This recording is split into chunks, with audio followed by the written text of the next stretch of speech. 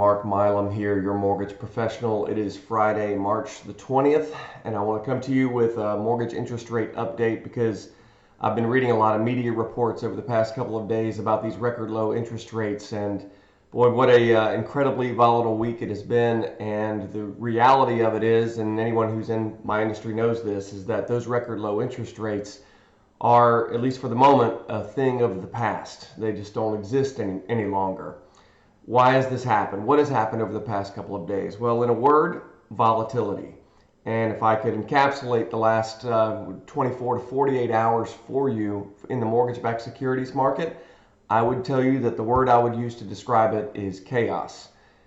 We've never seen mortgage-backed securities in this much volatility ever.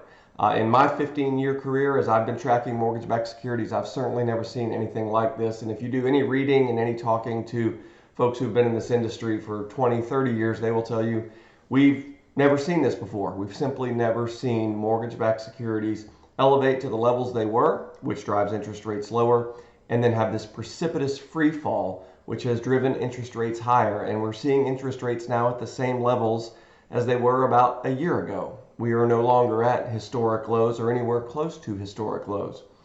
Making matters even more complex is that we're seeing some jumbo investors simply pull out of the market. Pricing just not available for certain jumbo investors, which is obviously alarming and makes it difficult to place jumbo loans, at least aggressively. Why is this happening? What's going on in the market? Well, in a word, it's fear. So typically, the fundamental principle that I have lived with and watched play out for the last 15 years is that stocks and bonds compete for the same investment dollar. You're either going to take your investment dollar, if you're a pension fund or if you're a mutual fund manager or even a single investor, you're either going to take that dollar and you're going to invest in stocks or you're going to invest in bonds. If stocks are experiencing rough waters or uncertainty, you're going to take that money and you're going to put it into something more certain, more guaranteed, like a bond return. So you're going to put it over there. If stocks are taking off and there's a lot of positivity in the market, you're going to take that money out of bonds, you're going to put it in stocks. That's how this has played out for years and years and years and years, and it's always played out without fail. That is not what is happening now. What is happening now is that fear has gripped the world at large due to COVID-19. And when that happens, and there's no confidence in hardly anything, money doesn't flow out of stocks and into bonds or out of bonds and into stocks. Money flows out of both and into cash. Everyone right now wants their fists around cash. All of us do. I do too. And I'm sure you watching this probably feel the same way. Liquidity is the most important thing right now because it gives you margin. It gives you breathing room because we don't know what's coming next. That uncertainty, that fear that we feel, traders feel it too. Investors feel it too. And everyone is doing the exact same thing. They are selling off stocks, selling off bonds, which includes mortgage-backed securities, the instrument upon which interest rates are based, and they are taking their cash. Well, what happens to the value of anything when it's being sold at record pace? The value plummets. There's no buyers for it. So the value of the security drops, which means the associated rate for that security starts to go up. And that is exactly what has happened. Let me flip the screen around here and just show you what I'm talking about.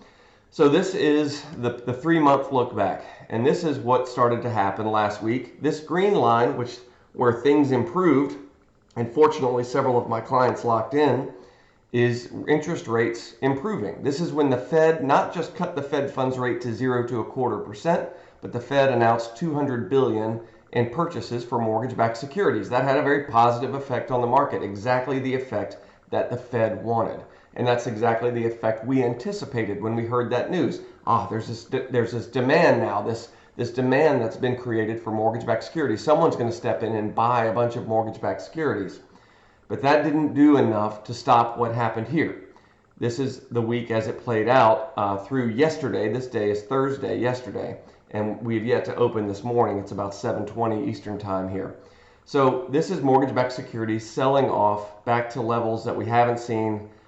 Let's go back and look at a max look back. We go all the way back to roughly here, July 10th of 2019. We haven't been at these levels since then. So that's the market is essentially saying, thanks, Fed. We appreciate that you're going to step in here and buy up some of these mortgage-backed securities, but it doesn't matter to us. We want cash. We want our cash, and we want it now. We're not interested in purchasing stocks. We're not interested in purchasing bonds, treasuries, mortgage-backed securities, whatever. We want liquidity. We want margin. And it's an understandable reaction because I'm sure you and I feel the exact same way. We want cash. We want margin. We want to feel safe, secure. What does that mean for mortgage interest rates?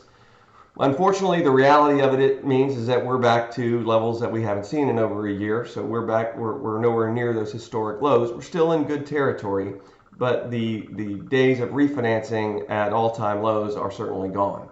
It also means there's very little margin in rates. So if you're looking for something like a no closing cost refinance, boy, those are going to be tough to come by. I was doing no closing cost refinances for clients, on 30-year fixed in the very low threes just a couple of weeks ago.